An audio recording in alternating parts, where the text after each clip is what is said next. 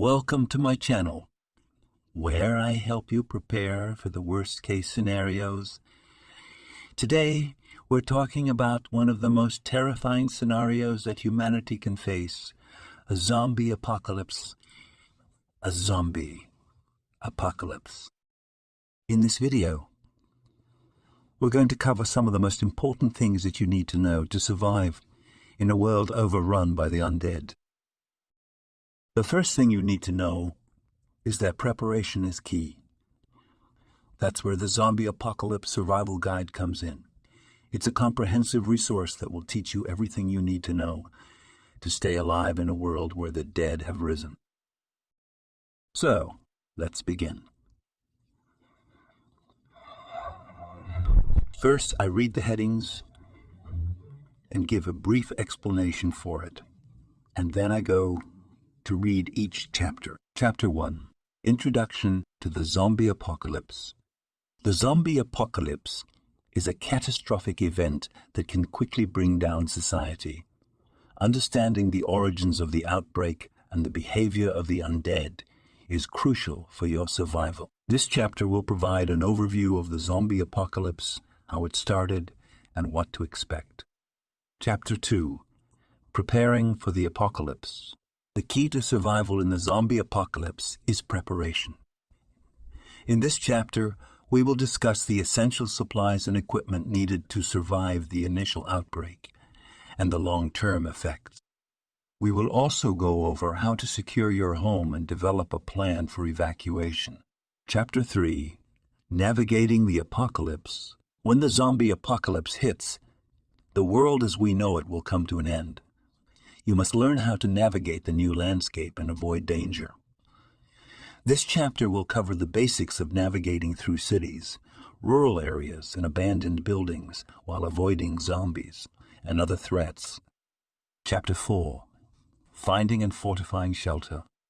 Survivors of the zombie apocalypse will need a safe and secure place to stay. This chapter will guide you through the process of finding and fortifying a shelter. We will discuss the best types of shelters to look for, how to fortify them, and how to stay safe inside. Chapter 5. Finding food and water. In the zombie apocalypse, finding food and water will be a daily struggle. This chapter will provide tips on how to find food and water sources and how to purify them. We will also discuss the importance of foraging and hunting, as well as how to safely store and preserve food. Chapter 6. Staying healthy in the apocalypse. The zombie apocalypse is not only dangerous because of the undead, but also due to the lack of medical care and resources. This chapter will teach you how to stay healthy in the apocalypse, including how to treat common injuries, prevent illnesses, and maintain hygiene. Chapter 7. Dealing with other survivors. In the zombie apocalypse, other survivors can be just as dangerous as the undead. This chapter will discuss how to deal with other survivors, including how to establish trust, handle conflicts, and form alliances. We will also cover the importance of community, building, and teamwork. Chapter 8. Surviving in different climates. The zombie apocalypse can occur in any climate, from freezing tundras to scorching deserts. This chapter will discuss how to survive in different climates, including the challenges and risks associated with each climate type. We will also provide tips on how to adapt and survive in each climate. Chapter 9. Making weapons with available facilities for survival. In the zombie apocalypse, having access to weapons can mean the difference between life and death. However, finding and acquiring weapons can be difficult, and it is important to learn how to make weapons with the resources available to you. This chapter will provide tips on how to make weapons with available facilities for survival. Chapter 1. Introduction to the Zombie Apocalypse. The zombie apocalypse is a catastrophic event that has captured the imagination of people for decades. It is a scenario that many believe is unlikely to happen, but still terrifies us all the same. The zombie apocalypse can be defined as a catastrophic event that results in the collapse of modern society, where the undead roam the streets and the living are forced to fight for their survival. Understanding the origins of the outbreak and the behavior of the undead is crucial for your survival in the zombie apocalypse. The origins of the zombie outbreak can vary depending on the source, but the most common explanation is that a virus or pathogen has infected humans, turning them into mindless flesh, eating monsters. This can happen through natural causes such as a new virus that has evolved or through human error such as a laboratory accident. Once the zombie outbreak begins, the undead start to behave in ways that are different from humans. They no longer think, feel, or act like the people they once were.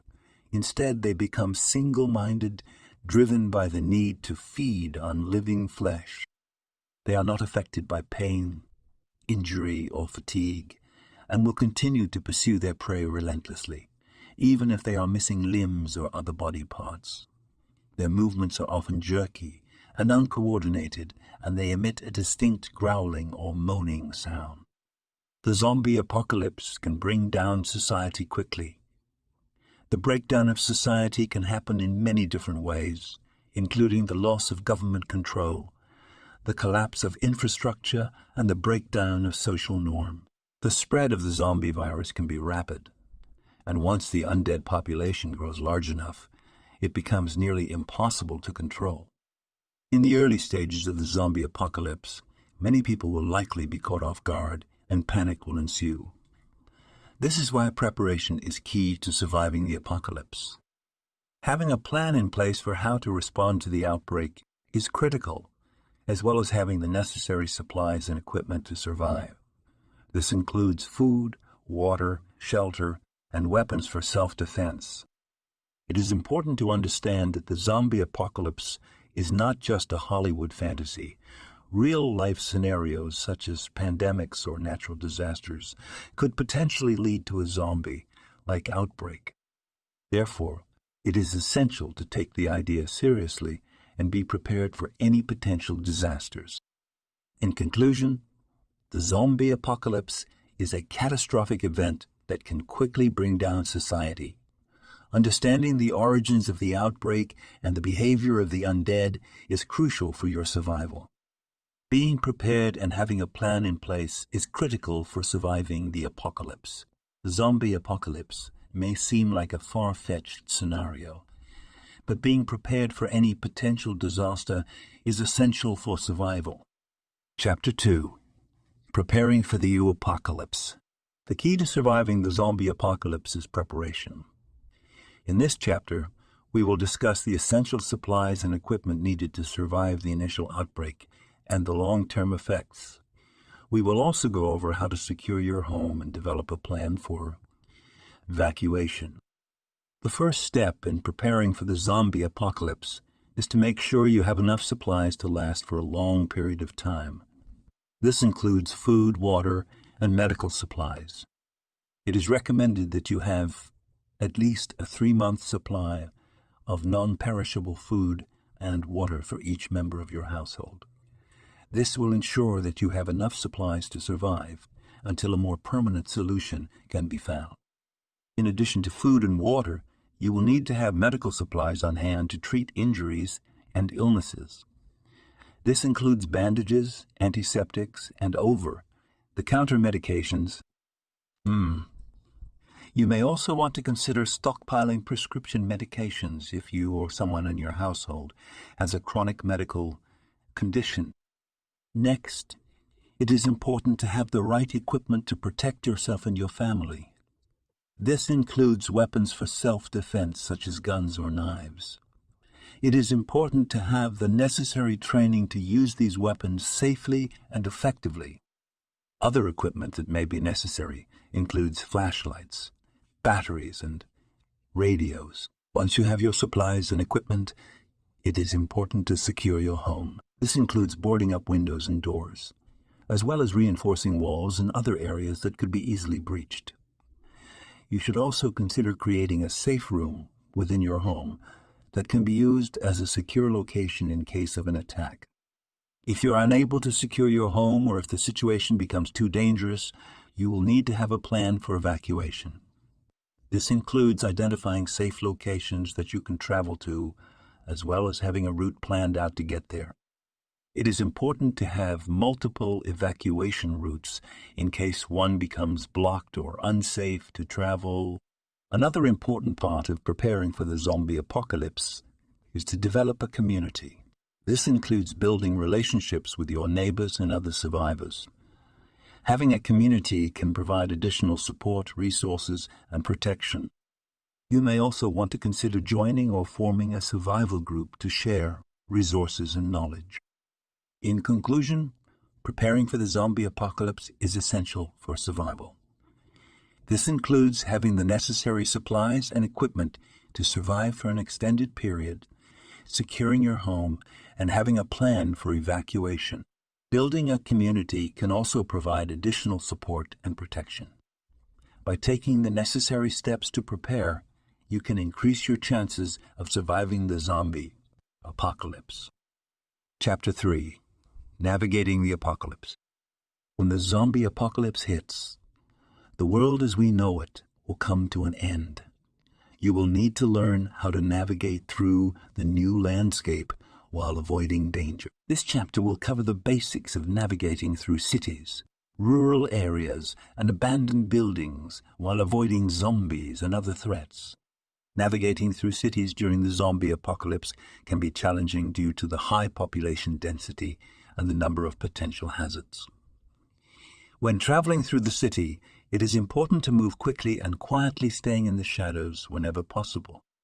You should avoid heavily populated areas such as downtown or areas where large groups of zombies may congregate. If you must move through these areas, try to stay in buildings and avoid open spaces. Look for alternate routes or escape paths in case you need to move quickly. Rural areas may be a safer option during the zombie apocalypse, as there are fewer people and less chance of encountering zombies. However, rural areas have their own challenges. When navigating through rural areas, be aware of potential hazards such as wildlife, dangerous terrain, and the possibility of other survivors. It is important to be prepared for any situation and carry supplies such as maps, compasses, and GPS devices. Abandoned buildings can provide shelter during the zombie apocalypse, but they can also be incredibly dangerous. When exploring abandoned buildings, it is important to be cautious and aware of your surroundings. Look for signs of potential danger, such as blocked exits, hazardous materials, or booby traps. Always bring a flashlight and check each room before entering. Be aware of the noise you are making, as this can alert zombies or other survivors to your presence. Navigating through the zombie apocalypse requires careful planning and constant vigilance. Always be aware of your surroundings and be prepared for any situation. It is important to have a plan in place and to be familiar with your surroundings. You should also try to travel in groups when possible, as this can provide additional protection and support. In addition to these general tips, there are some specific skills and knowledge that can be helpful for navigating through the apocalypse. These include basic first aid, self-defense techniques, and knowledge of local terrain and landmarks. It is also important to be familiar with the different types of zombies you may encounter, as well as their strengths and weaknesses. In conclusion, navigating through the zombie apocalypse is a challenging task that requires careful planning and constant vigilance. Whether you are navigating through cities, rural areas, or abandoned buildings, it is important to be aware of potential hazards and to have a plan in place. By taking the necessary steps to prepare and stay alert, you can increase your chances of surviving the zombie apocalypse. Chapter 4. Finding and fortifying shelter. Survivors of the zombie apocalypse will need a safe and secure place to stay. When looking for a shelter, it is important to find a location that is easily defensible and can provide protection from both the undead and other survivors. This chapter will guide you through the process of finding and fortifying a shelter, discussing the best types of shelters to look for, how to fortify them, and how to stay safe inside. The first step in finding a shelter is to look for a location that is remote and isolated. This can include abandoned buildings, caves, or even underground bunkers. It is important to avoid highly populated areas such as cities and suburbs, as these areas will have a higher concentration of zombies and other survivors. Once you have found a potential shelter, it is important to assess its strengths and weaknesses. Look for areas that can be easily fortified, such as walls or windows that can be boarded up. It is also important to identify potential escape routes in case the shelter is breached or attacked. When fortifying a shelter, there are several key areas that need to be addressed. The first is the entrance to the shelter. This should be secured with heavy-duty locks or barricades to prevent unwanted entry. The windows and doors should also be boarded up and reinforced to prevent the entry of zombies or other survivors. Another important area to fortify is the roof of the shelter. This can be done by using sandbags or other heavy objects to create a barrier around the perimeter of the roof. This will prevent zombies from climbing onto the roof and gaining access to the shelter from above. When inside the shelter, it is important to take additional steps to stay safe. This includes setting up a perimeter around the shelter and keeping watch for potential threats. It is also important to establish a communication system with other survivors, such as a radio or walkie-talkie. In addition to these general tips, there are several specific types of shelters that are particularly effective in the zombie apocalypse. One example is an underground bunker, which provides protection from other survivors. Another option is a boat or other watercraft, which can provide a safe haven on the water and allow for easy travel between locations.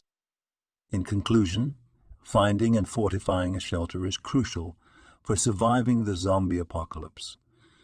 When looking for a shelter, it is important to find a location that is easily defensible and can provide protection from both the undead and other survivors.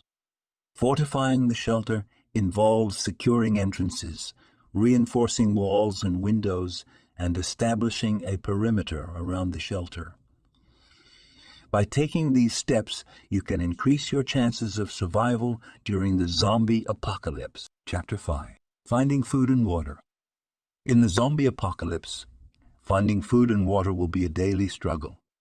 The availability of food and water will be severely limited, and any sources you do find will likely be highly contested. This chapter will provide tips on how to find food and water sources, how to purify them, and the importance of foraging and hunting. We will also discuss how to safely store and preserve food. The first step in finding food and water is to know where to look. You can start by searching for local supermarkets, convenience stores, and vending machines. However, these sources will likely be depleted quickly, so you will need to be creative and look for alternative sources. This includes looking for natural sources of water, such as rivers and streams. When finding water sources, it is important to purify the water before consuming it. This can be done by boiling the water for at least 5 minutes or using water purification tablets. It is important to always purify the water before drinking it, as contaminated water can lead to illness and disease. Foraging involves searching for wild plants and berries that are safe to eat. Some common examples of edible plants include dandelions, cattails, and wild onions. It is important to have knowledge of which plants are safe to eat and which are poisonous. Foraging for wild edible plants is a great way to find sustenance when other food sources are scarce or unavailable. Below are some examples of common edible plants found in nature. Dandelion. Dandelions are one of the most common wild plants and can be found in many areas. The entire plant is edible, including the leaves, flowers, and roots. The leaves can be eaten raw or cooked, while the roots can be roasted and used as a coffee substitute. The flowers can be used to make dandelion wine. Cattail. Cattails are another common plant that can be found in wetland areas. The roots, shoots, and pollen of the cattail are all edible. The roots can be boiled and eaten like a potato, while the shoots can be eaten raw or cooked. The pollen can be collected and used as a flour substitute. Wild onion. Wild onions are another edible plant that can be found in many areas. The bulbs, leaves, and flowers of the wild onion are all edible. The bulbs can be eaten raw or cooked. While the leaves can be used as a seasoning, the flowers can also be eaten and used as a garnish. Berries. There are many different types of berries that can be found in nature, including raspberries, blackberries, and blueberries. Berries are an excellent source of vitamins and minerals and can be eaten raw or used to make jams and jellies. Nuts. Many types of nuts can be found in nature, including walnuts, pecans, and hazelnuts. Nuts are a great source of protein and healthy fats and can be eaten raw or roasted.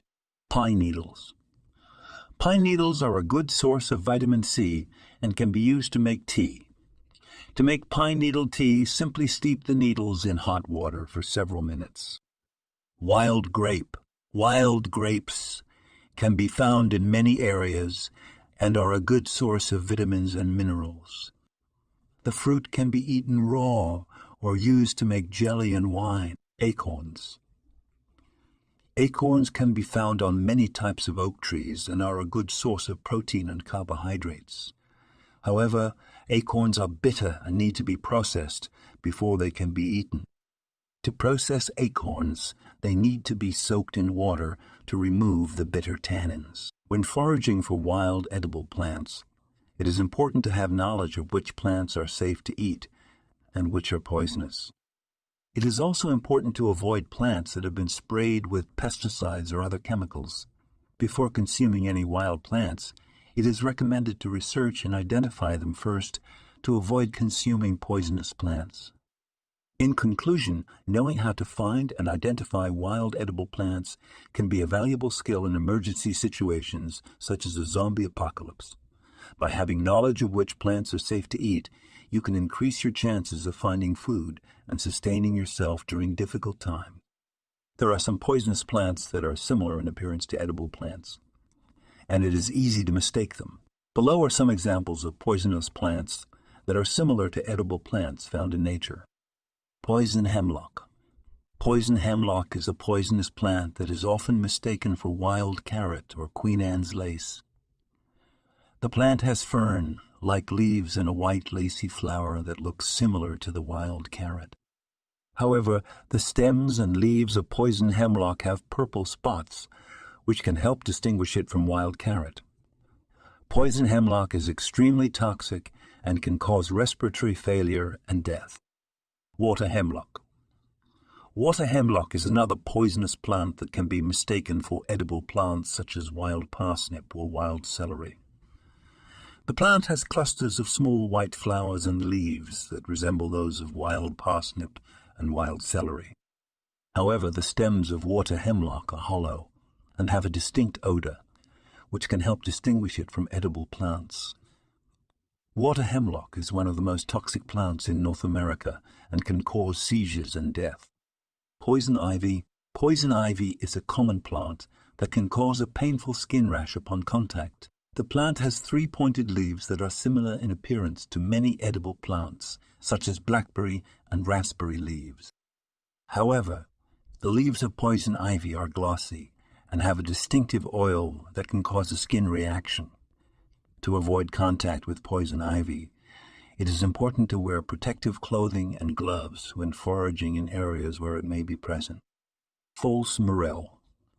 False morels are poisonous mushrooms that can be mistaken for edible mushrooms, such as the true morel. False morels have a wrinkled brain-like appearance, while true morels have a honeycomb-like appearance. False morels are toxic and can cause liver and kidney damage. Jack in the pulpit. Jack in the pulpit is a plant that can be mistaken for wild onion or garlic. The plant has a single green or purple flower that resembles an onion or garlic bulb. However, the plant is toxic and can cause a burning sensation in the mouth and throat, as well as other symptoms. When foraging for wild plants, it is important to have knowledge of which plants are safe to eat and which are poisonous. It is also important to avoid plants that have been sprayed with pesticides or other chemicals. Before consuming any wild plants, it is recommended to research and identify them first to avoid consuming poisonous plants. In conclusion, there are several poisonous plants that are similar in appearance to edible plants, and it is important to have knowledge of these plants to avoid consuming them by mistake. By being aware of these plants and being cautious when foraging, you can avoid consuming toxic plants and stay safe in the wild. Hunting involves catching and killing animals for food. This includes hunting for small game such as rabbits and squirrels, or larger game such as deer. It is important to have the necessary equipment such as traps and weapons, and to have the necessary skills to successfully hunt for food. Once you have found a source of food and water, it is important to store and preserve it properly. This includes keeping perishable foods, such as meat and dairy products, in a cool and dry place. Dry goods such as grains and beans should be stored in airtight containers to prevent moisture and pests from getting in. It is also important to rotate your food supply to ensure that you are consuming the oldest items first. In addition to finding and storing food and water, it is important to consider long-term solutions for sustaining yourself. This includes planting a garden or establishing a farm, which can provide a reliable source of food. It is also important to consider raising animals for food, such as chickens and goats. In conclusion, finding food and water is a daily struggle in the zombie apocalypse. It is important to be creative and look for alternative sources, such as foraging and hunting. When finding water sources, it is important to purify the water before consuming it. Storing and preserving food properly is also crucial for ensuring a reliable food supply. By taking these steps and considering long-term solutions, you can increase your chances of surviving the zombie apocalypse. Chapter 6. Staying healthy in the apocalypse. The zombie apocalypse is not only dangerous because of the undead, but also due to the lack of medical care and resources. It is important to know how to stay healthy in the apocalypse, including how to treat common injuries, prevent illnesses, and maintain hygiene. This chapter will provide tips on how to stay healthy in the zombie apocalypse. Treating injuries. In the zombie apocalypse, injuries are common and can range from minor cuts and bruises to more severe injuries such as broken bones and deep wounds. It is important to have basic first aid knowledge to treat injuries effectively. This includes cleaning and dressing wounds, splinting broken bones, and stopping bleeding. It is also important to have a basic understanding of how to identify and treat common infections, such as wound infections and respiratory infections, preventing illness. In the zombie apocalypse, it is important to prevent illnesses by maintaining good hygiene and avoiding exposure to harmful substances. This includes washing your hands frequently, avoiding contact with contaminated water sources, and wearing protective clothing and gear. It is also important to maintain a healthy diet and stay hydrated, as malnutrition and dehydration can weaken the immune system and increase the risk of illness. Maintaining hygiene. In the zombie apocalypse, maintaining hygiene is crucial for preventing the spread of disease. This includes regularly washing your hands with soap and water, bathing or showering when possible, and properly disposing of waste. It is also important to keep your living quarters clean and well ventilated, as a dirty and cramped environment can increase the risk of illness and infection. Maintaining hygiene is crucial for preventing the spread of disease, especially in emergency situations such as the zombie apocalypse. If soap is not available, there are several natural ingredients that can be used to make homemade soap. One of the most common natural ingredients used to make soap is lye. Lye is a strong alkaline solution that is used to break down fats and oils to create soap. However, lye can be dangerous and should be handled with care, as it can cause chemical burns and other injuries if not used properly. Alternatively, there are many natural ingredients that can be used to create a soap-like mixture without the use of lye. Some examples of natural ingredients that can be used to make soap include coconut oil. Coconut oil is a natural ingredient that can be used to make soap. It has natural antibacterial and antifungal properties that make it an effective cleanser. To make soap using coconut oil, simply mix equal parts of coconut oil and water and add a few drops of essential oils for fragrance. Castile soap. Castile soap is a type of soap that is made from vegetable oil, such as olive oil or coconut oil. It is a natural and gentle cleanser that can be used for a variety of purposes. To make Castile soap, mix vegetable oil with lye and water and stir until the mixture thickens.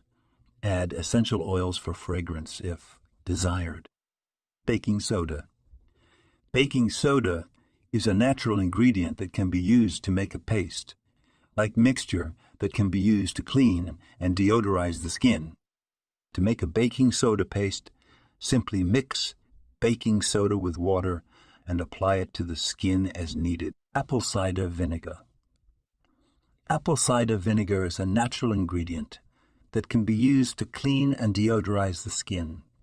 It has natural antibacterial and antifungal properties that make it an effective cleanser.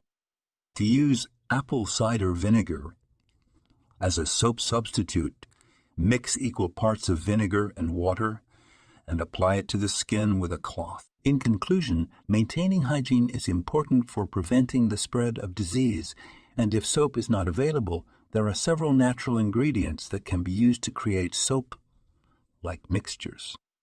While these natural alternatives may not be as effective as traditional soap, they can still be used to maintain basic hygiene and cleanliness in emergency situations.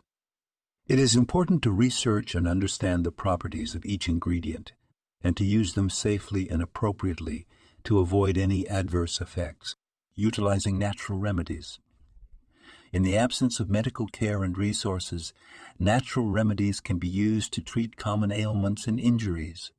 This includes using herbs and plants with medicinal properties, such as aloe vera for burns and lavender for stress and anxiety. It is important to have knowledge of natural remedies and how to use them safely and effectively. There are many herbs that are available in nature and can be used for medicinal purposes. Below are some examples of herbs and their uses. Echinacea. Echinacea is a herb that is commonly used to boost the immune system and prevent colds and flu. It can also be used to treat respiratory infections and other illnesses. Chamomile. Chamomile is a herb that is often used for its calming and relaxing properties. It can be used to treat anxiety, stress, and insomnia. It can also be used to treat digestive problems such as bloating, indigestion, and nausea. St. John's wort. St. John's wort is a herb that is often used to treat depression and anxiety. It can also be used to treat nerve pain and inflammation. Lavender. Lavender is a herb that is often used for its calming and relaxing properties. It can be used to treat anxiety, stress, and insomnia. It can also be used to treat skin conditions such as burns and insect bites. Peppermint. Peppermint is a herb that is often used to treat digestive problems such as bloating, indigestion, and nausea. It can also be used to treat headaches and muscle pain.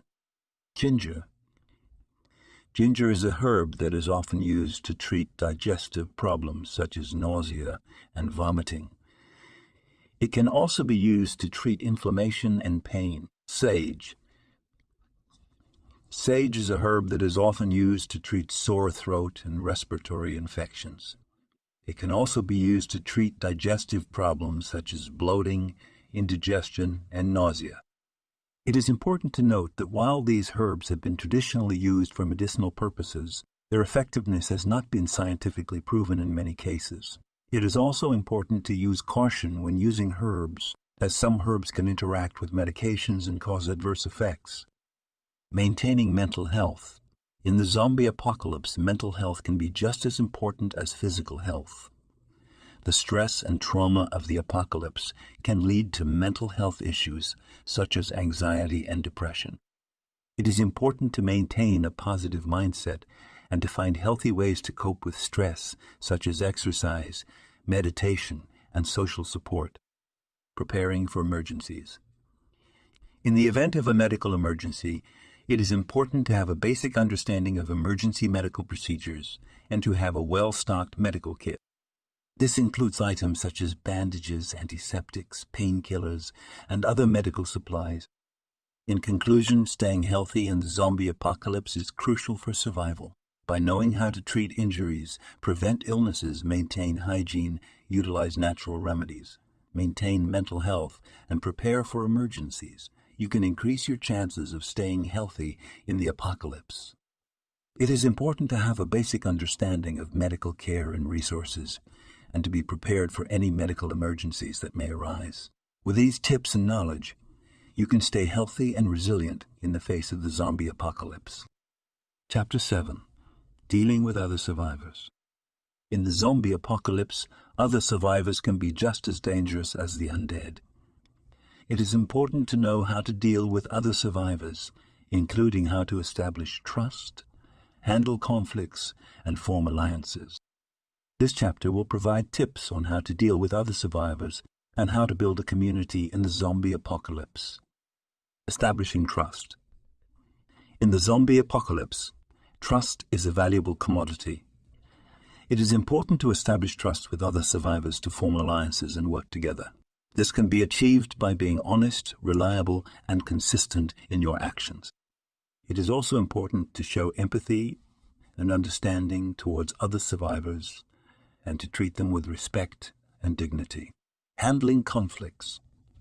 In the zombie apocalypse, conflicts can arise between survivors over resources, territory, and other issues. It is important to handle conflicts in a peaceful and diplomatic manner to avoid violence and escalation. This can be achieved by using effective communication skills, such as active listening and expressing your needs and concerns clearly. It is also important to find common ground and to work towards a mutually beneficial solution. Forming alliances. In the zombie apocalypse, forming alliances with other survivors can increase your chances of survival. This can be achieved by finding survivors with similar goals and values and working together to achieve them. It is important to establish clear goals and roles within the alliance and to maintain open and honest communication to avoid misunderstandings and conflicts. Building a community. In the zombie apocalypse, building a community can provide a sense of safety, support, and camaraderie. This can be achieved by working together with other survivors to build a community that meets the needs of its members. This can include sharing resources, dividing labor, and providing emotional support. It is also important to establish rules and guidelines for the community to maintain order and fairness. Working as a team. In the zombie apocalypse, working as a team can increase your chances of survival and success. This can be achieved by working together with other survivors to achieve common goals and to divide labor and responsibilities. It is important to establish clear roles and responsibilities for each team member and to maintain open and honest communication to avoid misunderstandings and conflicts. Avoiding distrustful and aggressive survivors. In the zombie apocalypse, it is important to be cautious of other survivors who exhibit distrustful and aggressive behavior. These survivors may be more likely to betray or harm others for their own gain. It is important to trust your instincts and to avoid these survivors if possible. In conclusion, dealing with other survivors in the zombie apocalypse requires diplomacy, communication, and cooperation. By establishing trust, handling conflicts, forming alliances, building a community, working as a team, and avoiding distrustful and aggressive survivors, you can increase your chances of survival and success in the apocalypse. It is important to maintain a balance between self-preservation and cooperation with others, and to remain vigilant and adaptable in the face of unpredictable situations. Chapter 8. Surviving in different climates. The zombie apocalypse can occur in any climate, from freezing tundras to scorching deserts. Surviving in different climates can present unique challenges and risks, and it is important to understand how to adapt and survive in each climate type. This chapter will provide tips on how to survive in different climates and the challenges associated with each climate type. Arctic and subarctic climates. Surviving in Arctic and subarctic climates can be challenging due to the extreme cold and limited resources. It is important to dress in layers, use insulated shelter, and keep dry to avoid hypothermia and frostbite. Hunting and fishing for food can be difficult due to the limited availability of wildlife, but it is possible to find edible plants and insects to supplement your diet. Temperate climates. Surviving in temperate climates can present both opportunities and challenges. Food sources are more abundant and varied, and the climate is generally more mild. However, the risk of exposure to extreme temperatures, storms, and natural disasters is still present. It is important to dress appropriately for the weather, to build sturdy shelter, and to secure your food and water sources from scavengers and other survivors. Tropical climates. Surviving in tropical climates can be challenging due to the high temperatures, humidity, and risk of diseases. It is important to stay hydrated and avoid heat stroke and other heat-related illnesses by dressing in light clothing and taking frequent breaks in shaded areas. Finding sources of clean water can also be a challenge due to the prevalence of water-borne diseases. It is important to boil or purify water before drinking and to avoid drinking from stagnant or contaminated sources. Desert climates. Surviving in desert climates can be challenging due to the extreme heat and lack of water sources. It is important to dress in light, loose clothing and to seek shade during the hottest parts of the day. Finding sources of water can be difficult, but it is possible to collect dew, condensation, and cacti juice to supplement your water supply. Hunting and foraging for food can also be difficult, but it is possible to find edible plants, insects, and small animals in desert regions. Coastal climates. Surviving in coastal climates can provide access to food sources and water, but it can also present risks from storms and flooding. It is important to secure your shelter and supplies from flooding and to seek higher ground during storm. Fishing and foraging for seafood can provide a reliable source of protein, but it is important to be cautious of eating contaminated or spoiled seafood.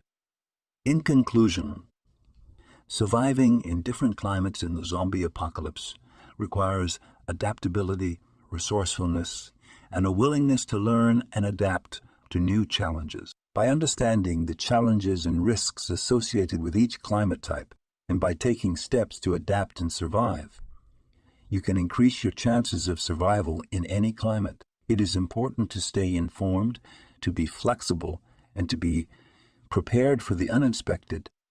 Chapter 9.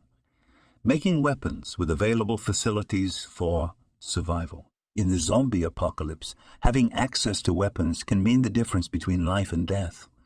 However, finding and acquiring weapons can be difficult, and it is important to learn how to make weapons with the resources available to you.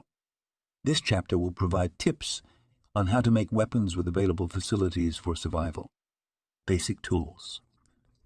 The first step in making weapons is to gather basic tools, such as knives, axes, and saws. These tools can be used to create more complex weapons and can be used for hunting and self-defense. It is important to keep your tools sharp and in good condition to maximize their usefulness. Improvised weapons.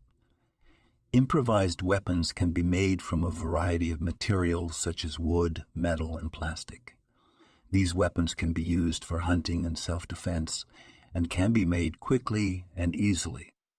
Examples of improvised weapons include wooden stakes, metal rods, and plastic bottles filled with rocks. Examples of improvised weapons made from wood include sharpened stakes, clubs, and spears. Sharpened wooden stakes can be used for hunting or as a defense against the undead by creating barriers and impaling the zombies. Clubs and spears made from sturdy tree branches can be used for self-defense and hunting. Metal rods can also be used as improvised weapons. These can be made from scrap metal found in abandoned buildings, junkyards, or car parts. Metal rods can be sharpened to create spears or fashioned into crude swords or knives. They can also be used as blunt objects for defense. Plastic bottles filled with rocks can also be used as improvised weapons. These are effective as throwing weapons and can be used to strike the undead. Other examples of improvised weapons made from plastic include sharpened plastic utensils, which can be used as crude knives, and plastic bottles filled with flammable liquids, which can be used as incendiary devices. It is important to note that the effectiveness of improvised weapons varies depending on the material used, the skill of the person using them, and the situation. While improvised weapons can be made quickly and easily, they should not be relied upon as a primary means of defense against the undead. It is important to continue to seek out better weapons and to hone your combat skills. Improvised weapons are meant to be used in emergency situations and should not be the sole means of self-defense.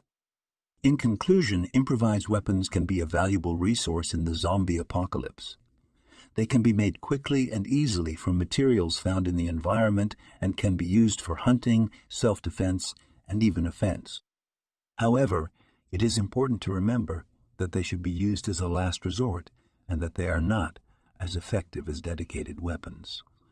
Survivors should continue to seek out better weapons and to hone their combat skills to increase their chances of survival. Archery. Archery can be an effective method of hunting and self-defense in the zombie apocalypse. Bows and arrows can be made from a variety of materials, such as wood, bamboo, and PVC pipe. It is important to learn how to make and use a bow and arrow effectively, as well as how to maintain and repair your equipment. Blacksmithing. Blacksmithing can be a valuable skill in the zombie apocalypse, as it allows you to create metal weapons and tools. A basic blacksmithing setup can be made with a simple forge, an anvil, and basic tools such as tongs and hammers. It is important to learn how to work with metal and to practice safety procedures. When blacksmithing, traps. Traps can be an effective method of hunting and self-defense in the zombie apocalypse. Traps can be made from a variety of materials such as wood, wire, and rope.